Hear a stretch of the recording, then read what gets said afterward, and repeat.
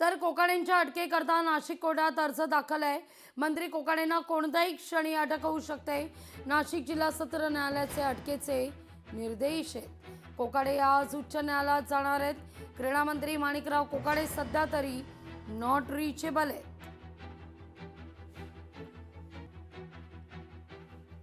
माणिकराव कोकाटे आता त्यांच्या आमदारकी आणि मंत्रिपदावर राहूच शकत नाहीत। सेक्शन 8 हा रिप्रेझेंटेशन ऑफ पीपल्स ऍक्ट 1951 या कायद्यानुसार कुठलाही आमदार जर त्याच्यावर 2 वर्ष किंवा त्याच्या वरची शिक्षा जर त्याला झाली, अगदी छोट्यातल्या छोट्या कोर्टात सुद्धा, तर तो वरच्या कोर्टात त्याच्या विरुद्ध अपील करू शकतो, पण तो आमदार राहू शकत नाही।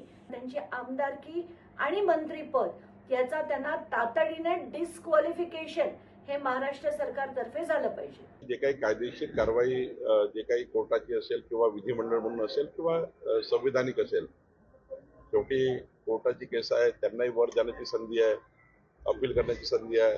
किती दिवसात ते आदेश इम्प्लिमेंट वगैरे होतील हे तर सर्व संविधानिक आहे, कायदेशीर आहे, त्यामुळं कायदेशीर निर्णय होतील। MIM पक्षाच्या चिन्हाला गोठवण्यात यावं आणि त्यावर बंदी आणावी अशी मागणी भाजप आमदार संजय केणेकर करतायत। मकर संक्रांतीला पतंग उडवला जात असताना त्याचा इतरांनी राजकीय फायदा घेऊ नये अशी भावना केणेकर यांनी व्यक्त केलेली आहे। केणेकरांशी संवाद साधले आपले प्रतिनिधी सचिन बडे यांनी। आपल्यासोबत भाजप आमदार संजय केणेकर आहेत। काय सांगाल, MIMचं जे चिन्ह आहे पतंग चिन्ह, मकर संक्रांती जो सण आहे त्या सणामध्ये त्याचा उपयोग केला जाऊ शकतो प्रचारासाठी, असा आरोप जो आहे तो केला गेलाय। संजय शिरसाट मागणी करतात की त्या चिन्हावर बंदी आणण्यात यावी।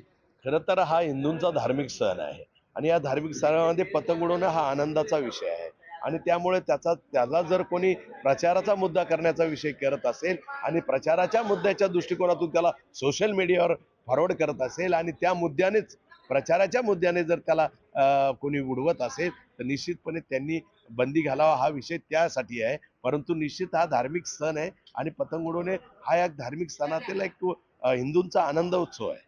विषय असा आहे की ते प्रचाराचा मुद्दा घेऊन जर त्या पद्धतीने त्याचा वापर होत असेल तर त्याला बंदी आणावीच लागेल। परंतु जर कोणी जर विशिष्ट ठिकाणी, ते काही ओव्हरऑल बंदी आणता नाही येणार, पण जिथे जिथे हे लोक असा मुद्दा करतील प्रचाराचा, तर त्या प्रचाराच्या मुद्द्याची ठिकाणी निवडणूक आयोगाकडे तक्रार होईल ती। बरं, आपण पाहताय की जर पतंगाचा वापर प्रचारासाठी केला जात असेल तर त्यावर बंदी आणायला हवी, ही मागणी देखील आता या ठिकाणी भाजप आमदार संजय केणेकर करतायत। सचिन बडे, लोकशाही मराठी, छत्रपती संभाजीनगर। लोकशाही मराठी, ऐका, पहा, जागरूक रहा।